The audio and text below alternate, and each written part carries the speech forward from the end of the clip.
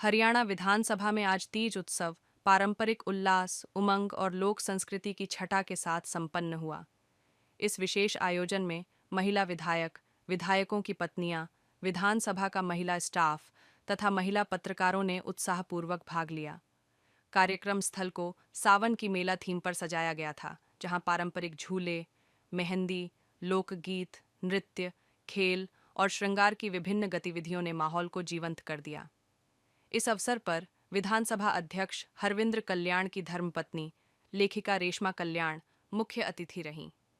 कार्यक्रम में अनेक विधायक सपत्नी शामिल हुए। इस अवसर पर विधानसभा अध्यक्ष हरविंद्र कल्याण ने कहा कि आज विधानसभा परिसर में महिला शक्ति की आवाज गूंजी है। उन्होंने तीज को भारतीय संस्कृति का महत्वपूर्ण पर्व बताते हुए कहा कि आई तीज बो गई बीज की कहावत को चरितार्थ करते हुए देश में त्योहारों की श्रृंखला शुरू हो गई है। उन्होंने कहा कि हर त्योहार अच्छाई, सौहार्द और भाईचारे का प्रतीक होता है और ऐसे आयोजनों से समाज को सकारात्मक ऊर्जा मिलती है।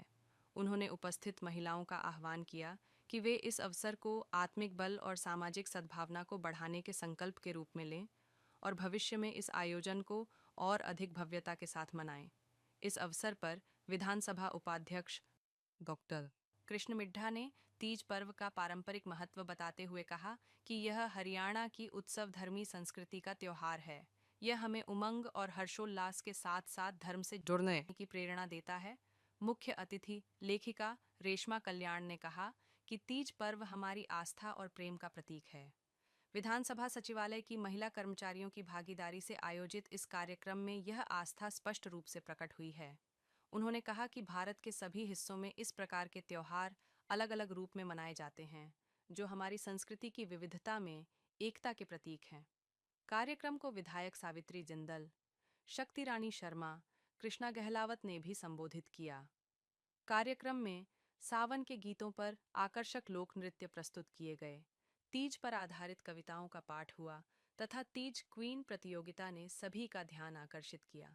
इस प्रतियोगिता में विधानसभा सचिवालय में सेवादार कमलेश को तीज क्वीन घोषित किया गया। महिला विधायकों द्वारा लगाए गए श्रृंगार सामग्री के स्टॉल्स से महिलाओं ने पारंपरिक सामान खरीदा और सभी प्रतिभागियों को फुलकारी स्टॉल भेंट स्वरूप दिए गए।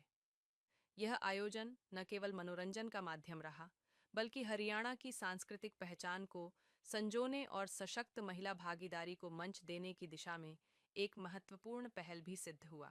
इस अवसर पर विधायक मूलचंद शर्मा, रामकुमार गौतम, घनश्याम दास अरोड़ा, जगमोहन आनंद, भगवान दास कबीरपंथी, योगेंद्र राणा, बिमला चौधरी, घनश्याम सर्राफ, विनोद भ्याणा, अनिल यादव, डॉक्टर कृष्ण कुमार, देवेंद्र कादयान, रणधीर पनिहार, इंदुराज नरवाल, जस्सी पेटवा डच, बलराम दांगी, आदित्य सुरजेवाला, गोकुल सेतिया, बीबी बत्रा, अशोक अरोड़ा, आफ्ताब अहमद, नरेश सेलवाल, जरनैल सिंह, कपूर सिंह आदि उपस्थित रहे।